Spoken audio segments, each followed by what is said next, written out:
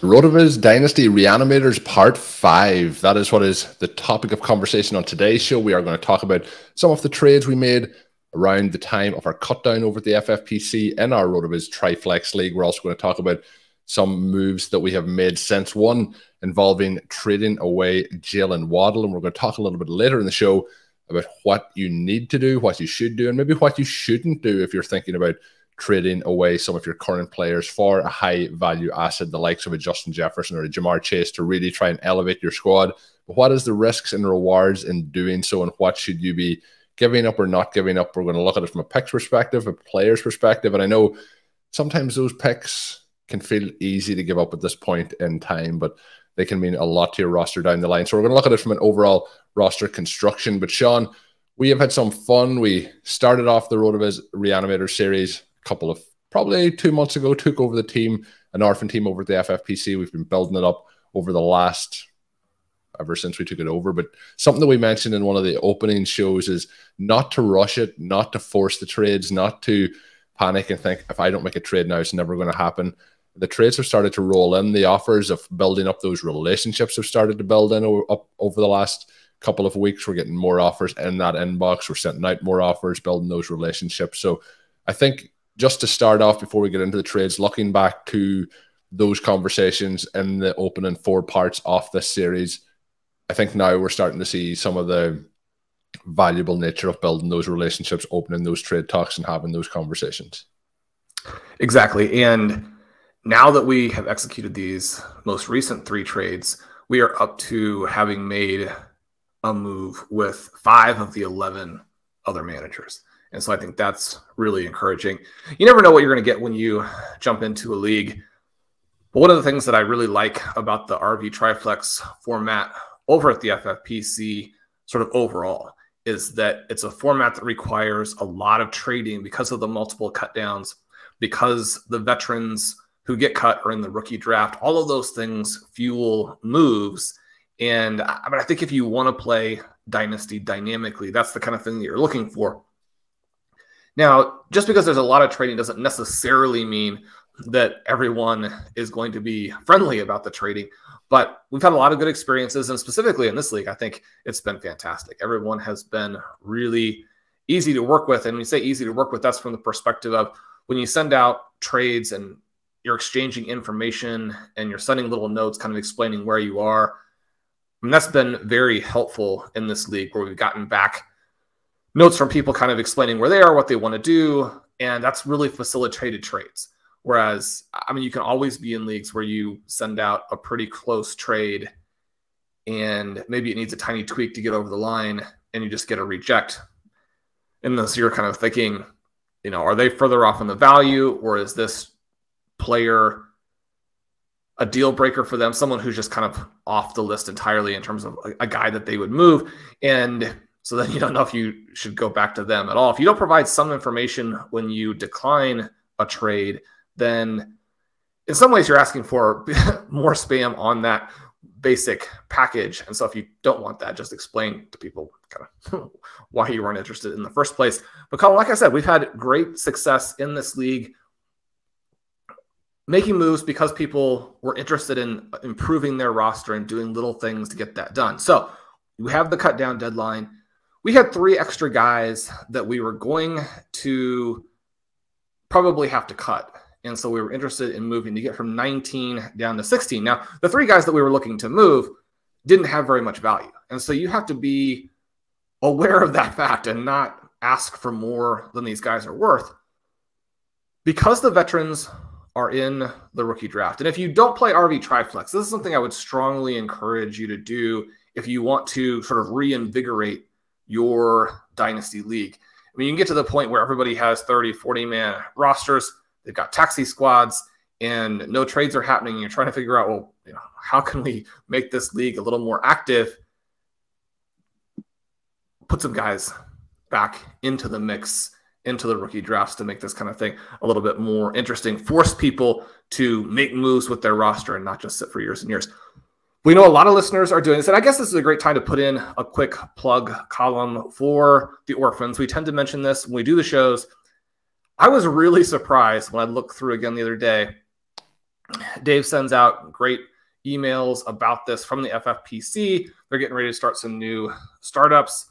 But if you want to kind of facilitate that process and I think just get yourself a really good discounted team, I was shocked that like 4 of the teams left when I checked the other day. Now, there are more teams than that, and I'm really just exclusively looking at the Triflex format. That's the one I'm interested in.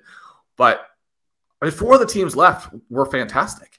And so even though we're late in the Dynasty Orphan period, if you want to get in there and get one of these teams and do what you and I are doing, then you can.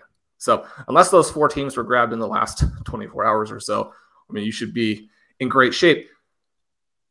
But we wanted to make small moves because every additional pick that you can get, especially I think in those top 4 rounds, Colm, is extremely valuable, and not necessarily even for the pick itself, but the flexibility that it gives you. One of the moves we made recently was to trade a 2 for a 3, 4, 5. So we have 2 3s, 2 4s, and 2 5s in this draft, and we don't have next year's 2. But so we don't have next year's 2. We're trying to build up that depth. And what we did was swap Michael Gallup and a 5th for a 2024 4th, and swap Gardner Minshew and a 6th for a 2024 4th. And in both of those cases, we just move up slightly in a future draft, but we get into the 4th round. We allow other teams who maybe need a 16th player to get a guy who has some real value and to do it for almost nothing. So from that perspective, I mean, this is the definition of a small trade, but a win-win trade. And if you're trying to create those small edges and then build them over time, these are the kinds of trades you need to do. Yeah, exactly. And you mentioned we're only moving up, a round or 2 in the later rounds off these drafts, but obviously with those veteran players being available and added into those, players continuously get moved down the actual overall board. We had 3 players that Shawn mentioned, we had to cut 3 players from our team. We traded away 2 of them, moved up in picks. The other player that we did cut was Curtis Samuel. We were shopping him around trying to move it, but it meant in those situations the players that we were going to have to cut for no return, like a Curtis Samuel, who we get nothing for, just loses his spot on the roster, we do move up. So again, rather than just sitting on your hands coming up to the trade deadline, and realistically, Shawn, we could have been in on this action maybe a week earlier than we did start on ahead of the trade deadline, and maybe got Samuel moved as well, but being able to move those and create value in future drafts. And again, people may be more willing to move on those picks in the future years versus the current years. But moving into the bigger trade, Shawn, that I think people will be most interested in discussing, and that was moving Jaylen Waddle. So we go past the cut down date. That allows us now to add players again to the roster post cut down date. So we do a 2-for-1 offer, and this is where those conversations come in again, because the original offer that came in was different to what we went on then to accept in this particular situation. The deal that we do is moving Jaylen Waddle and receiving Treylon Burks and Jerry Judy. So the original offer had some picks that came from both sides. We were kind of gaining value in picks, similar to what we had been offering in the kind of cut down period. But Jerry Judy was the player that we added, and the player that was offered originally was Trey McBride with the additional picks. We go back with Jerry Judy, Treylon Burks, and Jaylen Waddle, but we had other parts in there as well. But due to the conversations that we had, Shawn, we came to this agreement pretty swiftly from that opening offer. And again, I think having those clear discussions, clear valuations, conversations, and some of these deals, like you mentioned, the picks and the players that were additional were going to be the likes of a Trey McBride, Evan Ingram from our side, moving some later picks. And the easiest way that we came to the conclusion was, let's just cut everything else out and let's just go with the kind of the key ingredients to what both teams want. So we give up Jaylen Waddle, we get Treylon Burks, we get Jerry Judy. How are you feeling post-trade, I guess, and what made you want to put this one over the line? Because we all know that we both like Jerry Judy. I've got a lot of questions through Twitter DMs over the last 2 or 3 weeks around Jerry Judy, versus the likes of a DJ Moore, for example. But Treylon Burks, somebody we're excited about. Jerry Judy, somebody we're excited about. But Jaylen Waddle, someone we're also very, very excited about with his development early in his career. So what's your thoughts as the dust has settled here? This was a fun one, and exactly as you described it. It was a perfect example of working with another manager and using the information from previous trade offers. We had reached out and tried to trade for Trade McBride earlier. And because we had done that, they sent us an interesting offer with McBride that included the player that they wanted from our team, which is Jaylen Waddle.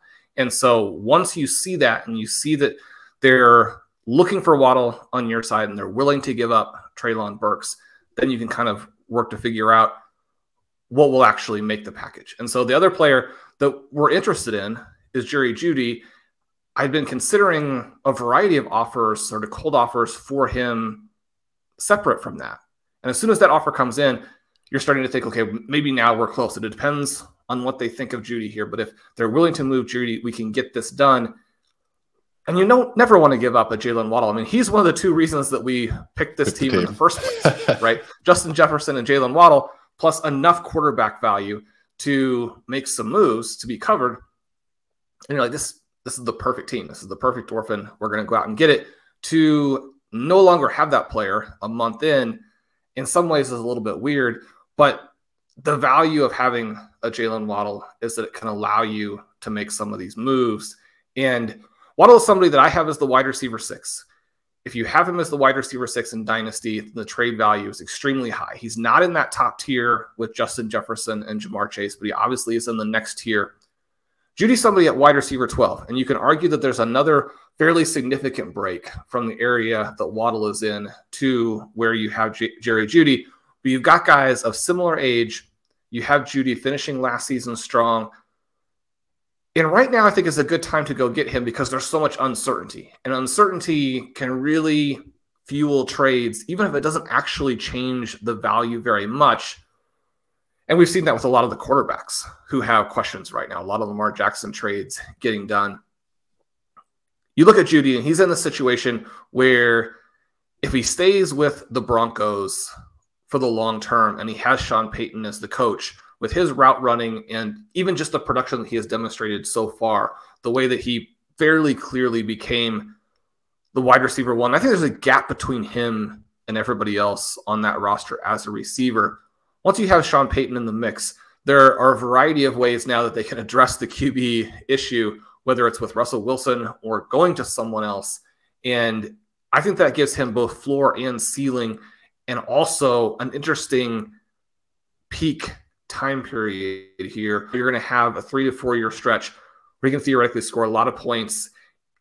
And because he had a poor beginning to his career compared to what people hoped, 3 years from now, his trade value could very easily be higher than it is today. There aren't a lot of players you can really say that about because of the way trade value works and because of how that tends to decline as you move through a player's career. So that part of it I like. We like the scoring part of it. If he moves to a different team, I think that could unlock him because the situation in Denver has been poor. So in either scenario there, I think there is sort of untapped upside and upside that isn't fully realized in most of the trade value discussions that you have with folks. Then you look at Treylon Burks, and you have a player who, because of the injuries in his rookie season and because of the inept passing attack that you have there with the Titans, he's probably a second player who is overly depressed relative to where he could easily be and where he might be by midseason. Now, he was such a good prospect that, I mean, his value is only going to be depressed so far, at least until he goes out and has a second bad season. We could easily be picking him up and have him 6 months from now be a lesser asset. So that's, again, one of the reasons why he is movable either way. You can acquire him, you can sell him because of that extremely wide range of outcomes. But when you're going to move someone like Waddle, you really need to get a 2-for-1 where both players could get to 97, 98% of what Waddle is. But to do that, to get two players of that kind, you're going to have to be willing to take on the risk and the uncertainty of those players having some questions. There's a lot of risk with it. There's also the opposite side of when you have somebody like a Waddle, and we unfortunately see injuries happen in the NFL. It kind of is giving you almost 2 tickets to the raffle versus the 1 ticket with what we know what Juedy, or not, we know what Waddle has at the moment, but we've seen the issues too with 2 at quarterback and concerns around that. But the 2 players we'd again in Treylon Burks, I think it's going to be very interesting with him going into his second year. there's some questions around what the Titans are going to do, how that's going to play out. You know, going into last season, very disappointing versus how the outcome was, but I think there was always going to be some growing pains with the Titans there. And if we look at Juedy, as much as, you know, last season was a real train wreck for the Denver Broncos, and we've talked about that a lot of times, there's potential to look back and that to have been Judy's best year of his career. When we look through his first year, had some struggles, some impressive performances. You know, he has a couple of games over 100 yards in that season. Actually finishes that season strong, like he has finished this season strong. But the second year then plays week 1, misses 6 consecutive games after that, misses week 17 that season. So misses a good portion of that kind of potential development. Wasn't active for 2 games this past season, but finishes the season very strong when we look down the stretch with 65, 73, 76, 117, only 38 in the second to last game, but 154 yards in that final game. So there was things to look to. The other thing with Juedy is there's only 9 career touchdowns, Shawn, for him. 6 of them did come last season. 3 of those did come against Kansas City. So hopefully we see more consistency in that end zone as well, and we just see a better all-around Denver Broncos. But maybe he isn't there for the long term. Will just be turning 24 years old next week as well, so younger than some people may be expecting, even though he has had 3 seasons in the NFL. But I think that is a trade that we're going to track throughout the year. Obviously, we're going to talk about these trades, but that feels like one which could, you know, come week 17 of 2023, we could be saying, oh, Jaylen Waddle, you know, wide receiver 3 on the season. If we had kept him, we win this league easily. Or we could be saying, you know, Jerry Judy has had his strongest season, and Treylon Burks has really broken out and basically did what Waddle did in his second season. So lots of interesting facets there. If we're putting down a marker, Shawn, Waddle still finishing the highest out of these 3 guys in terms of overall finishes to the season. I know you really like Jerry Judy's potential this year, but the other one is Treylon Burks, and you know, we'll see what they do through the NFL draft. But there's a lot of pie for him to potentially get there if he can stay healthy and things start to move in the right direction for the Titans. I certainly hope that Waddle is still the highest scoring of these players. We love him. We have him a lot in other formats, both Dynasty and Best Ball. As you mentioned, this is not a bet against Jaylen Waddle. It is a reflection of the fact that there are going to be risks with any players. And he struggled with some injuries last year. Tua struggled with some injuries. Tua is our quarterback. We were willing to move off of this pairing and perhaps, again, spread that risk around a little bit. Coming in, this team had Cousins to go with Jefferson, had Tua to go with Waddle. In Dynasty, if you're going through and there are some years where your team is hit by injury, if it's an elite team, maybe you don't win those years, even if you do have the best team.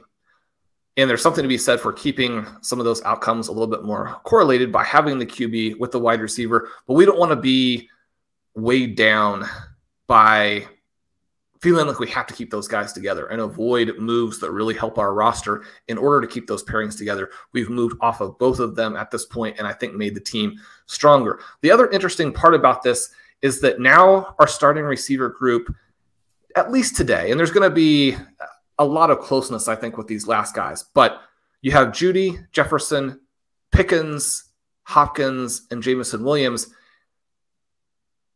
Treylon Burks maybe starts the year on the bench, although where we are today versus where we are by week 4 of the NFL season between Pickens and Jameson Williams, Burks, I mean, those guys could move quite a bit.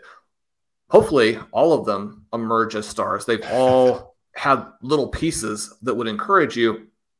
But even though you're making a move now where you could say, okay, that actually makes your starting lineup weaker as well, because the 2-for-1, the 2 don't even necessarily go into the starting lineup, but we know there are going to be injuries. We know there are going to be buys. We know it's hard to predict who is fantastic. If you have a situation where DeAndre Hopkins completely disappears or Pickens or Williams miss, now you've got another guy who can move in there. Colm, this trade to me was also a little bit more interesting because we're still in the early phases of the perpetual reloading. We're still in the early stage of creating a lot of future pick value. One of the things that we did by moving the 2024 second round pick was to get that 2 3s, 2 4s, and 2 5s. But the other side of that is that unlike in so many leagues, we only have one first-round pick and only have one second-round pick. And so if you're looking at those guys as maybe the impact players, this team would go from only 16 guys after the cut down to 18 players who might be impact players. And I mean, we're hoping to hit with those other picks, but you also want to be realistic. You want to create as many paths as possible. This will get us to the point where a 2-for-1, now we have an extra guy, a 19th guy that we really like and that we think can be, you know, foundation type of players.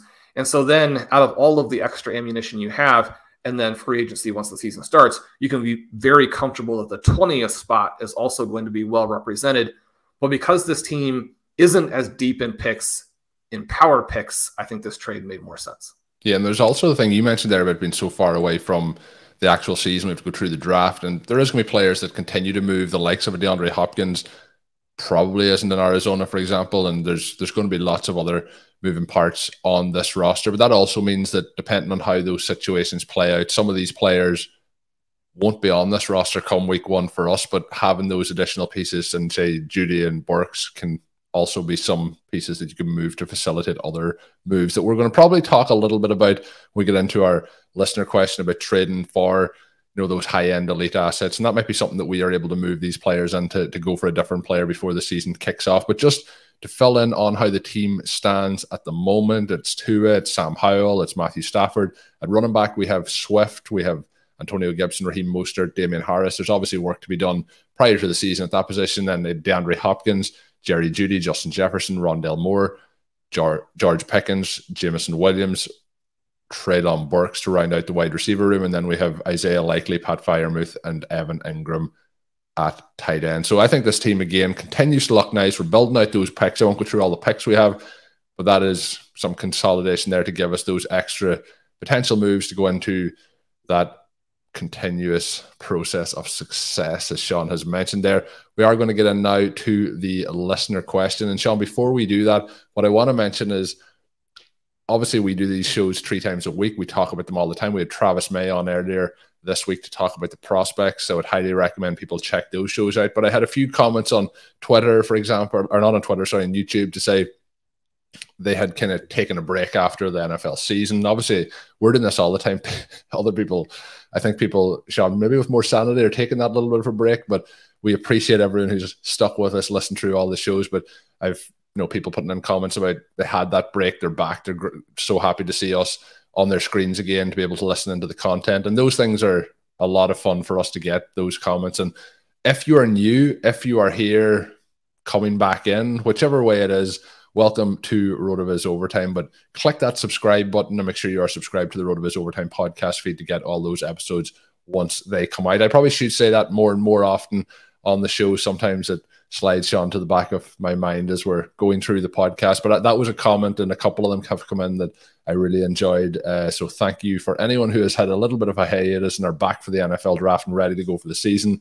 Hopefully you're enjoying today's show and the rest of the upcoming content we will have coming your way. But Shawn, the second question that we're going to look at is kind of a lot of questions coming in around Justin Jefferson and how you should go about acquiring him. And when we were talking about before the show, I was saying, is it even something that maybe people should be considering? You have to have a kind of a roster that you feel is really ready to just needs that final piece. Or you also need to have the depth of resources that it is a possibility to go ahead and get Justin Jefferson. So there's a number of questions come in. The first one is involving, you know, moving potentially in Superflex Joe Burrow and a pick to get Justin Jefferson.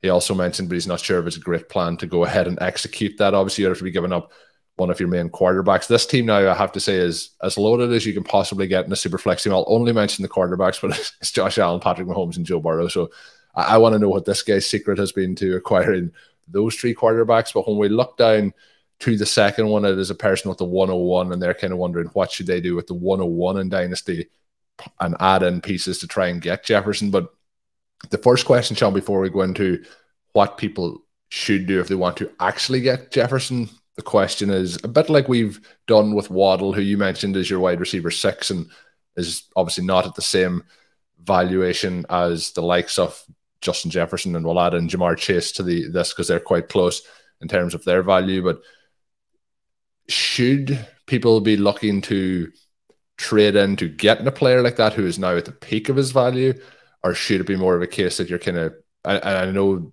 there's not probably just going to be as easy as let's have the next Justin Jefferson, but are you better to be going for that tier below who may still ascend to that level rather than the haul that you're going to have to give up to go and get Jefferson at this point of his career?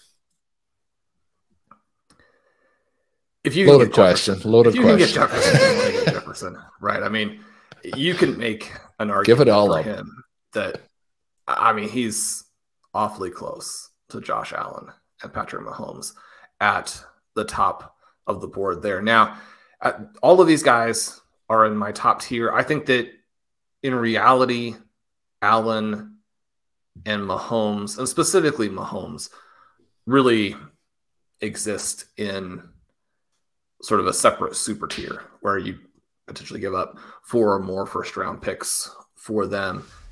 Something that's going to be difficult to do and have much of a team left. But if someone could do it, it would be this team. You mentioned that this is one of the greatest teams we've ever seen. And so there is a possibility for this roster to go out and get a Justin Jefferson. It has Allen, Mahomes, and Burrow, as you mentioned.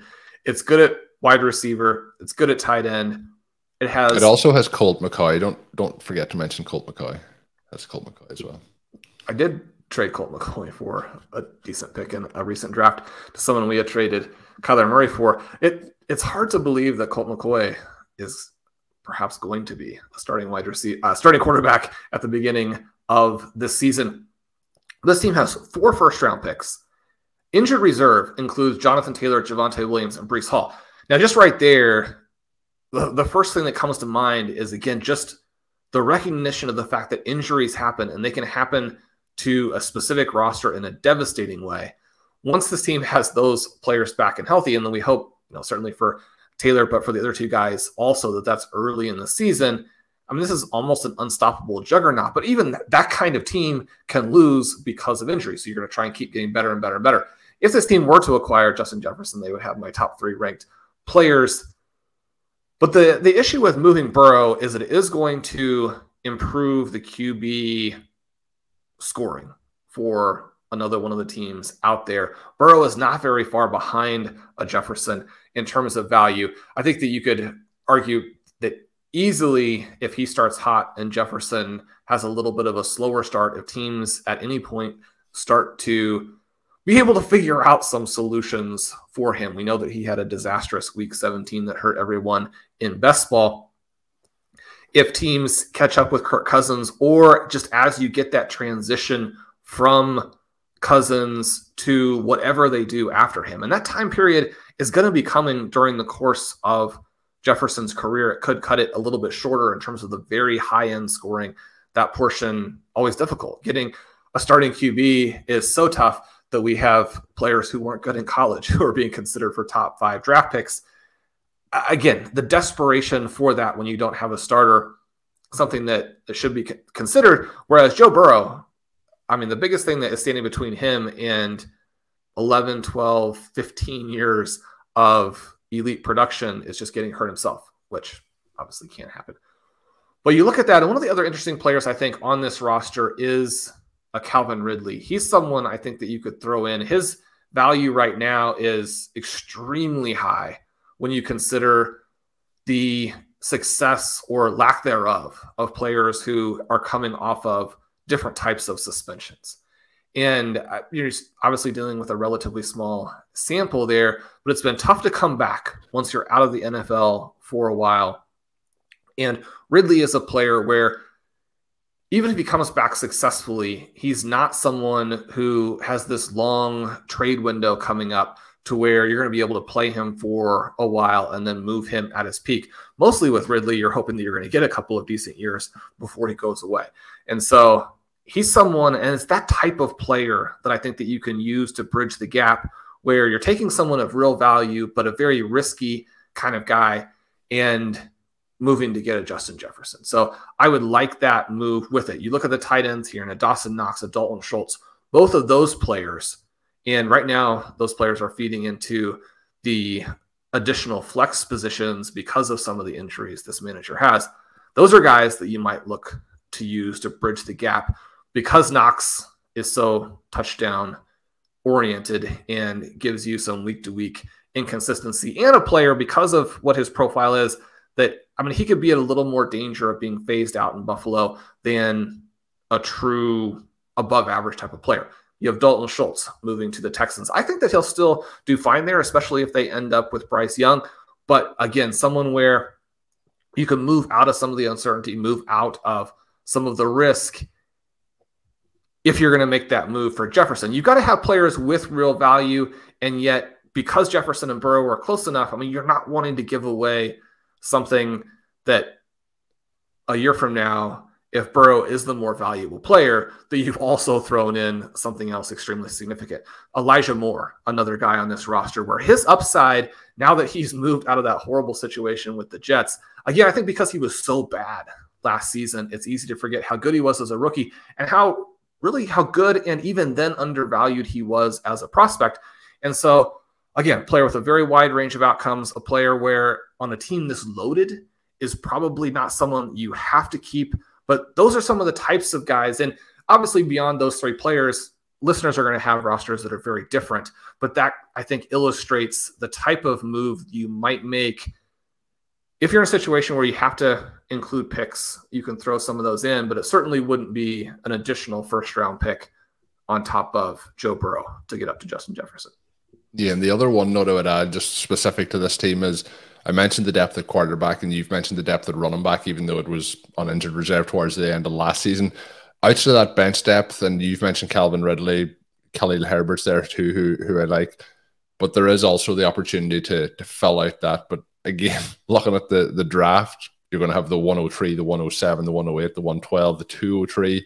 So that's a lot of ammunition in those first kind of 15, 16 picks off the draft. But I do think this team adding a Jefferson obviously is a big upgrade, but I'd potentially look to do it in a slightly different ways to be able to also fill out the overall bench depth. Shawn, one other question just to ask Shawn, moving on to somebody with the 101, looking to say what else would they add to get Jefferson. I think you've kind of covered a lot of parts of it with the way you've answered the first section, but with this drafter, for example, having those 5 picks, as I've mentioned, in the first 15 picks of this year's draft, you mentioned that, you know, the likes of Josh Allen, the likes of a Joe Burrow or Patrick Mahomes could be worth up to 4 first-round picks. If it's a case of somebody has that ammunition in the picks department, what are you saying that would be feasible to be given up here for Justin Jefferson? Now that we're into draft season and you can put names to these picks, we can see just how much difference there is between an early first-round pick and a late first-round pick in any given draft. And that's going to change draft to draft. And when you're talking about future first-round picks, obviously you don't know where a team is going to end up. One of the reasons to actually go out and acquire picks from a team that looks good is that the dynamic of drafts tends to push down some of the players who are going to end up with the most value. They push those picks down to, or those players down to the teams that were already good, right? And one of the things that we're seeing right now is you're probably going to have a running back at the top. You're going to have quarterbacks, maybe a second running back. And we're in favor of especially the running backs. And then if you need QBs, the QBs give you that upside. It's not that we're not in favor of those picks, but that's going to push interesting receivers to the back half of the draft, which, I mean, those in many, many cases end up being the players who form the foundation of your team anyway. The other thing that can happen is just that we discussed, where a team that looks unbeatable goes out and has their 3 best players get hurt. And suddenly you're looking at having traded for a pick that when they were moving it to you, they were thinking about it as the 110 through the 112, and suddenly it becomes the 103 through the 105, and that gives you a lot more. But now that we're here with the 101 and with Bijan Robinson, I mean, he's a guy who is right at that edge between the first tier and the second tier. And I think that you can put him at the bottom of that first tier. Certainly the fact that almost everyone has him valued ahead of the QBs gives a real sense of just what a superstar running back can still do and still means. And the fact that he is there when there are now injuries and then overall offensive questions for Jonathan Taylor, and there's that injury for Breece Hall, those are the two guys who are really close or would be close if they weren't coming off of a second half of the 2022 season that really damaged their value. If both of those guys had come out cleanly, I think they would probably be at or above the spot that Robinson is, but they didn't. And so that gives even a little bit more value to Robinson just by comparison.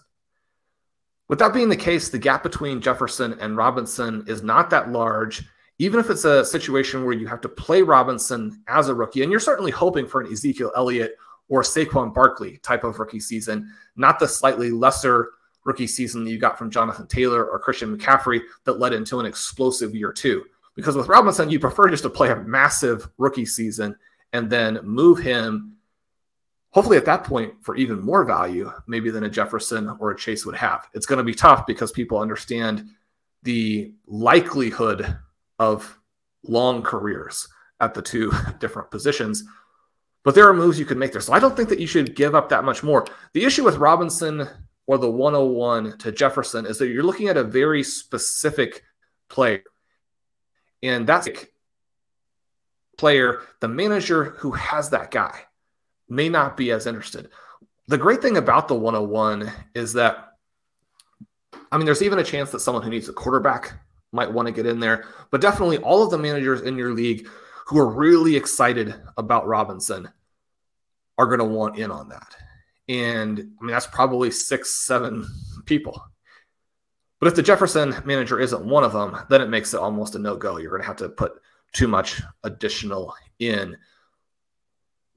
But out of those 6 or 7 opposing managers, there may even be 1 or 2 that have him so high that you can move that pick for a value that is even above what Robinson's actual huge value is. And so I think that that's the spot that you're in right now, where you want to figure out, if you're not going to take Robinson, maybe you don't look for a specific player. I mean, if you're going to look for a specific player, make it Justin Jefferson. I mean, he's the guy that we want. But how much can you get out of that pick if you're going to move it and have it not be Robinson? The open-ended nature of it in terms of being able to negotiate with everybody is very valuable right now. I hope that was beneficial. I know there was a number of questions that came in.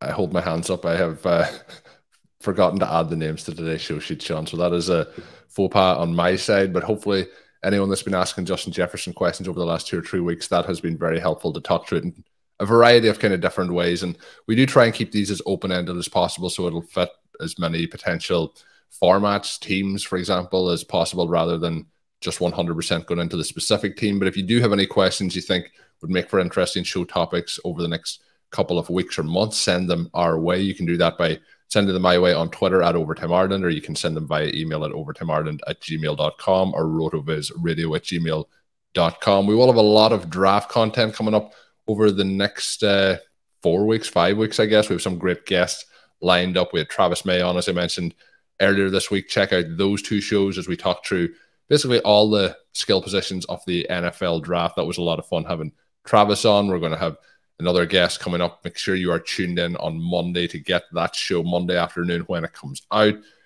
Patrick Kareem. Spoiler, Shawn. That's a spoiler you've just given away there. It's going to be so exciting. Our guest is Pat Kareem, one of our absolute favorites.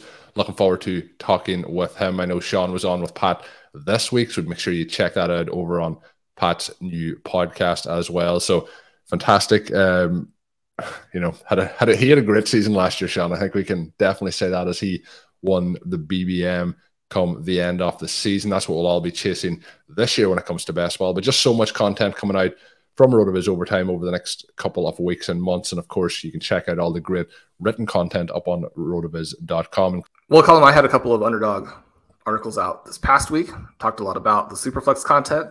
You and I love playing Superflex. So and not drafting quarterbacks. Not drafting quarterbacks. I was playing a normal format this week, doing a little slow draft, and it wasn't Superflex. The quarterbacks are not taking the entire first round, the entire second round. By avoiding them, you don't get this super team. It's like, I just drafted someone in the first round here who would have been my 3rd or 4th round pick in Superflex. Where does Superflex go? No, I mean, it's fantastic. We love it. It's a lot of fun. You can do so many different things there. And Colm, we had a lot of listeners do extremely well in Underdog last year. If we have listeners who are wanting to get into it, what can they do to get some extra money? Shawn is getting to be a real pro at these segues as well. So you can sign up over at Underdog Fantasy and use the code RotoViz to get yourself a 100% sign-up bonus up to $100. We'll be sneaking in some drafts as we are on the clock. Shawn, talking about YouTube feedback, one feedback comment was that we should be using dark mode moving forward for our drafts rather than the white mode. So people like dark mode, huh? I'm a big fan of dark mode, I must admit that, but this isn't feedback from me. It is a feedback from a comment that is not a burner account of mine. But yeah, that is going to get us towards the end of today's show. 3 shows this week, trying to keep that up as we move here through the off season. And as I mentioned earlier, it's great as we get more and more people coming back in, listening to the shows post kind of Super Bowl, I guess. It's going to be exciting. So until we are back, my name is Colm Kelly. You can follow me on Twitter at @OverToMartin. My co-host is Shawn Siegele. You can check all of his work, as I mentioned, up at rotoviz.com. And until next time, have a good one.